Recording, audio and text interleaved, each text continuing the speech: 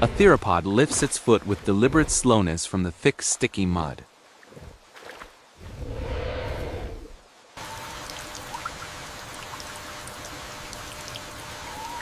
The drumming of rain on the broad leaves creates a tapestry of calming, natural rhythms.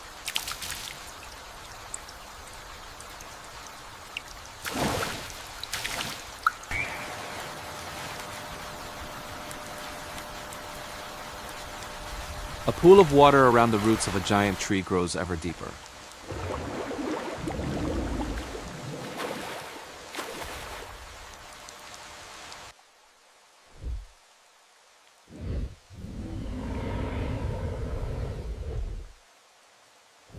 The herbivores nudge each other gently, a silent communication of shared endurance and warmth.